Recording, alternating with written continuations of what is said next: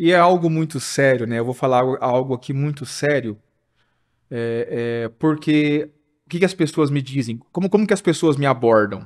Por exemplo, eu dou uma aula dessa em um lugar, como que as pessoas me abordam? Elas dizem assim: na minha igreja, nós cremos assim. Sim. Então, o que que eu preciso dizer? Então, você não segue a Cristo, Segue a uma você segue a sua igreja. Perfeito. Então, você.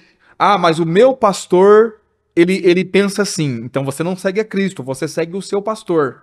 Pastor, mas eu não tenho que ouvir o meu pastor, eu não tenho que ouvir a minha igreja. Se o seu pastor e a sua igreja está fora da palavra, não. Você não deveria ouvi-los. Né? E eu faço um alerta aqui. Tome cuidado com pastores e igrejas que não se permitem ser questionados pela palavra. Eu falo isso porque eu tenho. Alguém me pergunta assim: qual é a visão da igreja de vocês? O que que vocês seguem? Qual que é a doutrina? E eu digo assim: não temos. Sim. E por que que não temos? Porque nós não temos nada definido. E por que que nós não temos nada definido? Porque o tempo todo nós estamos entendendo algo novo na palavra. E nós não estamos presos a nada. É verdade. Nós não estamos presos absolutamente a nada. E eu tenho prazer quando algum membro, embora aconteça pouco, me questione na palavra. Pastor, tá, mas por que que nós estamos fazendo assim se na Bíblia diz assim, assim e assim? Sim. Eu lembro até um dia que a Bela, não sei se foi a Bela ou se foi a Nai, tínhamos feito uma reunião, estávamos conversando sobre a igreja primitiva e de como eles se reuniam, né? E aí a pergunta, pastor, tá, mas se é assim, então por que nós se reunimos assim? Sim, foi o que Então nós estamos reunindo errado, né? Então, ou seja, se o seu pastor, e aqui eu perco a audiência de todos os pastores, né? Mas tô falando isso porque eu te amo, acredite, ainda que não pareça. Se o seu pastor não se permite ser questionado pela palavra, obviamente, com respeito, com honra, né, dizer, pastor, não estou entendendo, a gente está fazendo, tá errado isso aqui, nós estamos, né? Se você não tem essa abertura, você está em perigo. Se a doutrina da tua denominação fala mais alto do que a Bíblia, o conselho que eu dou para você é fuja daí. Sim. Em outro tempo eu não falaria isso, mas por que que hoje eu falo isso e falo isso com assim, muito claro? Porque eu tenho da parte de Deus um encargo. Amém. E eu até acho que é mais fácil você libertar um ímpio Com que certeza. está lá no mundo, nas drogas, na prostituição, no álcool, do que você libertar um crente preso a uma doutrina que não pertence à palavra de Deus. Por Com quê? certeza. Porque o ímpio não lê a Bíblia.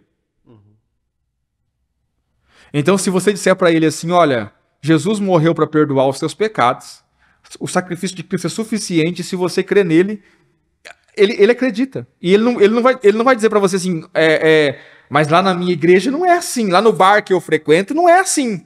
Ele não vai dizer isso. Ele não vai oferecer resistência à palavra. O problema são os crentes que oferecem resistência à palavra sem ter a palavra, sem ter fundamento. É porque a doutrina da minha igreja é assim. Então eu preciso dizer a você, você segue a sua igreja, você não segue a palavra. Né? E eu sugiro que você seja como os crentes de Bereia, como dizia Paulo, né? Que os crentes de Bereia eram mais nobres do que os demais crentes. Sim. Por que eles eram mais nobres? Porque enquanto Paulo pregava, eles estavam indo para as escrituras para saber se era daquele jeito mesmo. Sim. Exatamente. Então nós precisamos... assim, ó, se a palavra não é a nossa regra de fé, então... Tá errado. Então nós temos problema. Sim. Ah, mas meu pastor não concorda.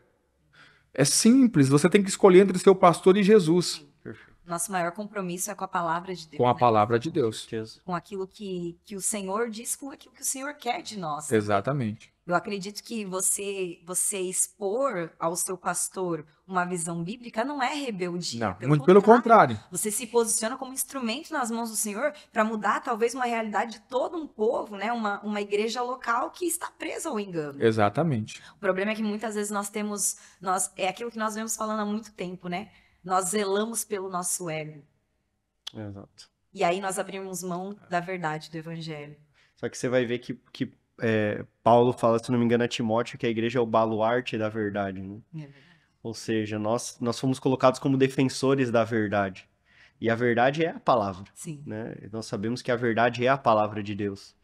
Então, nós temos que entender também que nós temos que viver pela palavra, porque a ideia de você ser defensor, né, e a ideia que Paulo dá não é de um ataque de alguém que vem contra, mas são as distorções da palavra. Da palavra. E isso é muito tênue, né? Muitas vezes até sensível de ser percebido, né? Você realmente tem que tá alinhado com a palavra, conhecer o coração de Deus para que você consiga perceber. Porque essas distorções às vezes são muito sensíveis, né? E muitas vezes não feitas por mal, penso eu. Sim. Né? Mas por de fato talvez não tenha a plena revelação ou a compreensão, não colocando o que nós temos de forma alguma, né? Mas naquilo que se crê vive. Só que também nós temos que estar abertos a receber o novo do Senhor, porque aqui em Hebreus mesmo vai falar que a palavra é viva e é eficaz. Sim. A palavra é viva porque ela é Cristo, e Cristo é a palavra. Então, a ideia de ela ser viva é porque há um espírito por detrás da palavra, e quando nós lemos esse espírito, ele vai trazendo revelação aos nossos corações. E muitas vezes, algo que nós cremos a vida inteira, em um texto você lê e você percebe...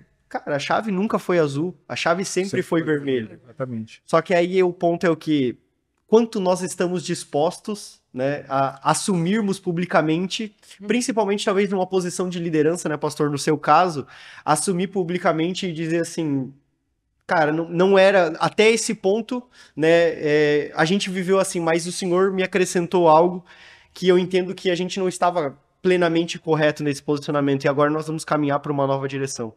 Então isso não é simples, né, pastor? Eu guardo uma cena, né, e é uma coisa que, assim, me ensinou muito, muito, muito, muito.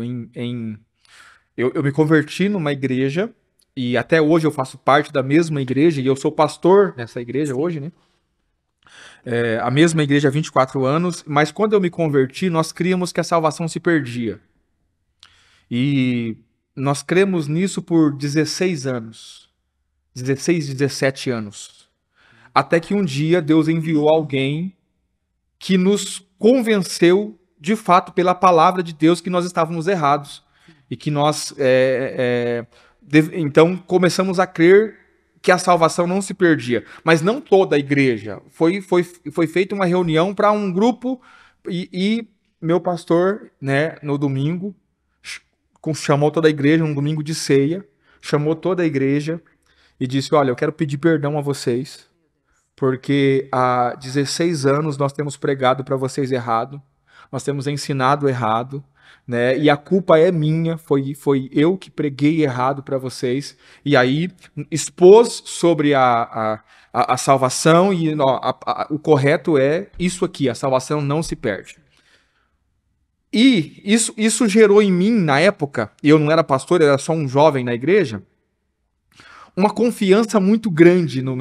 Porque assim, qual que é o pensamento dos pastores? O que as pessoas vão pensar de mim se eu vim aqui dizer que eu preguei errado? Mas é o contrário. Gerou em mim um sentimento muito forte de eu posso confiar nesse homem. É verdadeiro, né? Ele é verdadeiro. Por quê? Porque eu sei que se ele errar e entender que ele está errado, ele tem caráter e hombridade para dizer, olha, me perdoe, eu errei. E eu trago isso para o meu ministério desde então. Né? Vocês são testemunhas. De quando em quando eu chego, irmãos, olha, Deus acrescentou algo, entendeu? Então, não vamos precisar mudar muitas coisas. Sim, né? E não ter problema com essa mudança. Né? Então, você que está me ouvindo e que já pregou, pastor, mas e agora? Eu já preguei que salvação se perde. Eu já recebi pastores que dizem assim, eu creio que a salvação não se perde. Uhum. Mas como é que eu vou pregar isso agora? Eu já preguei tantas vezes que se perde. Já mandei tanta gente para o inferno. É simples. Né? Acredite, as pessoas não vão condenar você quando você assumir o seu erro e, de fato, mostrar que há um arrependimento, que é uma mudança na sua mente. Muito pelo contrário. É seguro você andar com pessoas que voltam atrás. É seguro você andar com pessoas que se arrependem. É seguro você andar com pessoas que assumem erro. O complicado é você caminhar com pessoas que nunca erram. É verdade. Porque ninguém nunca erra. Exatamente. O que a pessoa faz é convencer você de que ela nunca erra. Mas para isso ela vai precisar esconder muita coisa, maquiar muita coisa. Então é um exemplo que eu trago para mim, para o ministério, e é algo que eu compartilho com as pessoas para que você possa também fazer isso, caso você seja convencido pelo Espírito de Deus.